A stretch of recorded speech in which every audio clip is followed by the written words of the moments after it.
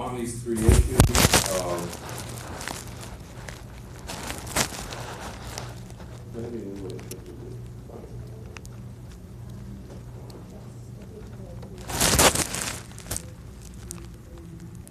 sorry.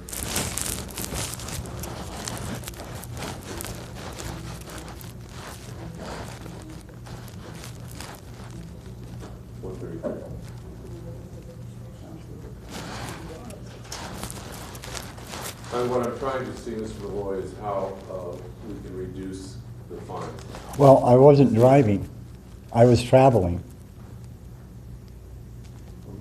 And I was not traveling. There's no counsel, we just I was, sit down. I was not traveling in commerce.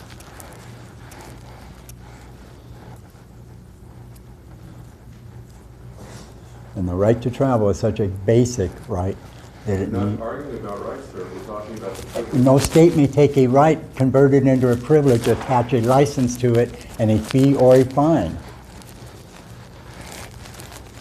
And the right to travel is such a basic one that it should not even be brought up.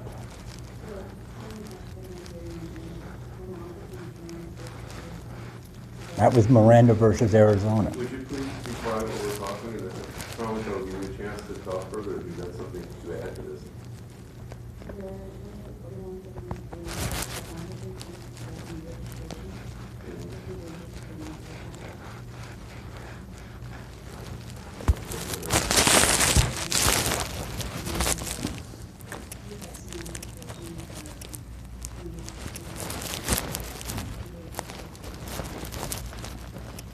So, maybe 133, 135, and 75.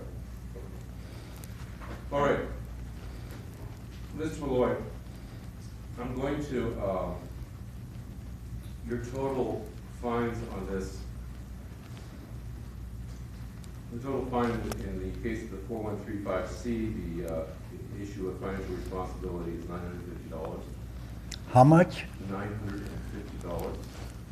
The operating vehicle with a suspended registration is $492.50, and the failure to obtain the correct Arizona registration is $168.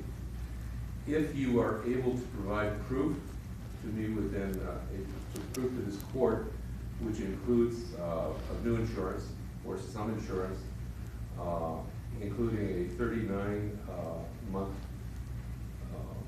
driving record system from MVD, I can reduce that $950 fine to $133. I can also, on my own motion, reduce the $492.50 fine to $135. And thirdly, I can reduce the $168 fine on the issue of the current Arizona registration to $75 from $168. These are considerable reductions. In the case of the first, though, you have to provide proof to this court. You have to have a 39-month driving record, which you can get from MVD, in order to reduce the financial responsibility. Okay, do you understand that? I understand. I comprehend I have the right to free travel, unregulated, and that no state may take a right, convert it into a privilege, attach a fee, a fine, or a license to it. That was Miranda versus Arizona. Shapiro versus Murdoch, it is such a basic right that it should not even be brought into question, the right to travel, unregulated. I was not traveling in commerce.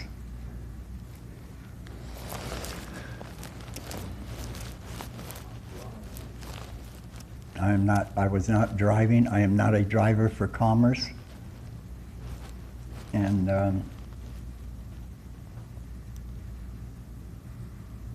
I believe the burden of proof is on the court now to prove that I was driving in commerce. The burden of proof does not rest with the court, it rests with the people appearing in front of the court. And I Okay. listen to both sides. I can prove I can prove I was traveling. So your total fines here are $1,610.50. These reductions will bring it to, excuse me a second.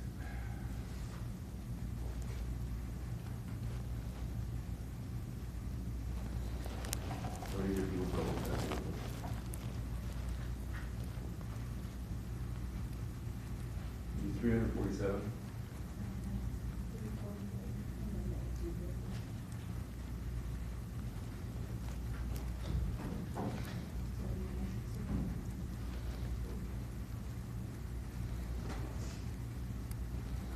So, I'm sorry, the total fine, and it includes the ARS mandatory surcharge of $18.50, is $1,628.50. I'm sorry, $1,629. And this can be, this would be reduced to $361.50 plus $18.50. $361.50. Okay, I'm sorry, $361.50, and that's with the $18.50. But again, that requires you to provide, you have the motor vehicles with 39 months of driver record, so you can obtain. I'm not driving though.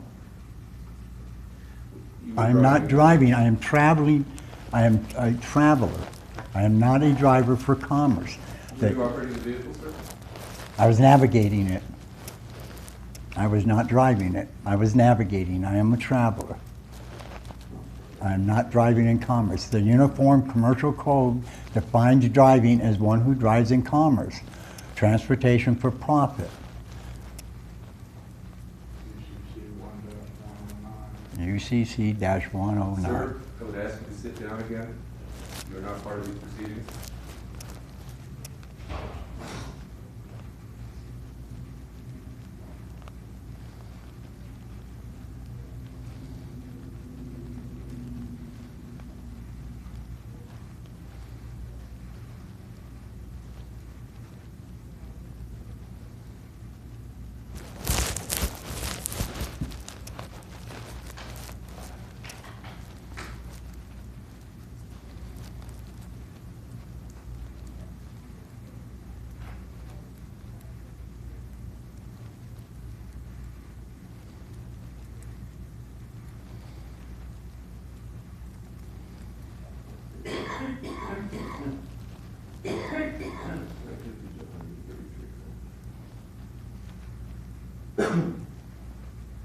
Judge, where does it? Just give me a couple minutes, okay? Okay. And then I'll get back to you.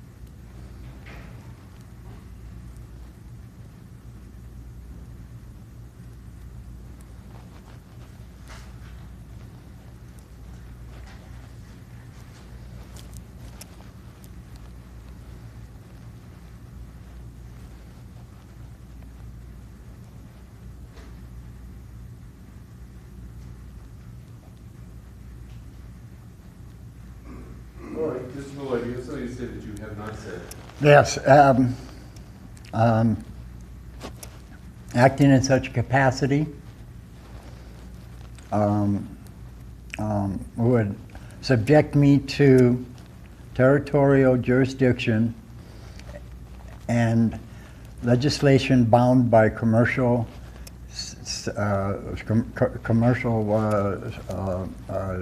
judiciary obligation.